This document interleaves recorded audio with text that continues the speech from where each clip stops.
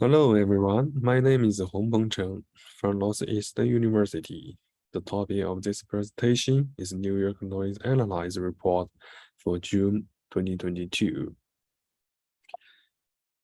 In the next few minutes, you will see my analysis process from following 4 steps. The first is a background introduction, and the second is public statement, third is analysis and visualization, and the last is conclusion. As we all know, noise is bad for our stress levels and for health. Our body were not made for this much noise. It's not just your ear that are at risk. WTO says that noise exposure is responsible for increased risk of heart disease, cognitive impairment in children, stress-related mental health risks, as well as sleep disturbance. In fact, the federal government created the 1972 Noise Control Act with knowledge of dangers of noise pollution, stating its effect on our health and welfare. New Yorkers are especially vulnerable with higher average daily noise exposure. New York City noise average are 85 dB, where WTO's standards for daytime noise is 55 dB. So New Yorkers often complain that when there are little noise in New York City, noise reduction becomes New York City's top priority. And my analysis goals is also to solve the following problems. The first is what are the types of noise in New York? The second, what are the main features of noise in New York? And next, what's the temporal distribution of noise in New York? And next, what are the main cities of noise in New York? And last one is what's the spatial distribution of noise in New York? And then I will present the analyze and the visualization. The first part of this session is the data description. The data source is New York City Open Date. The link to database is the following.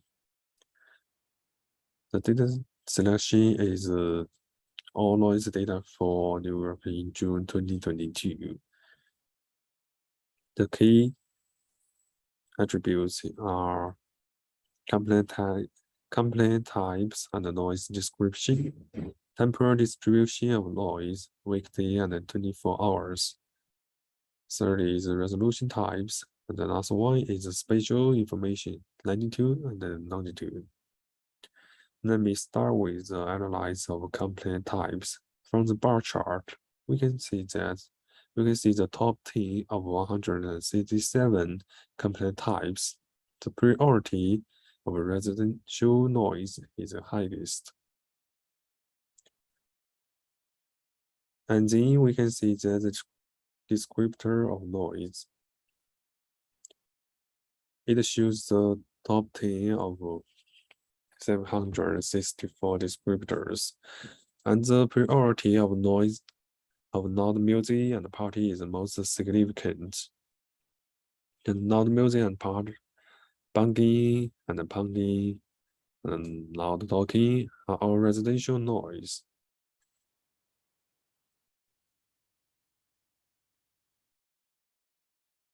Third, next, we'll look at the resolution type of noise. It shows the top 6 of 694 resolution types. The proportion of no evidence of violation, where the police department responded to the complaint, is more significant. Nearly 35% of noise complaints remain unsolved, so I think it's the most important problems. Next, I will show you this spatial and temporal distribution of noise. First of all, from June 1st to June 31. The 311 received the most noise complaints in June 16. The 311 received the lowest noise complaints in June 7th. There are some possible reasons I think is reasonable that many students prepare for graduation in earlier June, so they don't have free time to take party or do outing activities. After they graduate, they will hold outdoor graduation ceremonies and the parties to celebrate their graduation. And the noise complaints the 311 received increasingly. Yeah. When we change the timeline to weekly, there is little difference between working days and non-working days during vacation. The noisy complaints are average for each day of week during the vacation. When we look at the picture of noise complaint at each hour, we can see that the two periods of the most noise complaints are lunch and midnight, which are non-working time. Yeah. After summarize the temporal distribution of noise complaints, let's go on to spatial distribution. We can see from the picture that the cities with the most noise are Brooklyn, Bronx, and New York City. When we visualize it on the map, the spatial distribution will be obvious. This is a spatial noise map. The lighter colors indicate more noise complaints. The number indicates the range of noise complaints. Yeah, the smaller the number is, and the more the noise complaints are. Yeah, this is Bronx. This is New York City, and this is Berkeley, which is out of this map. Yeah.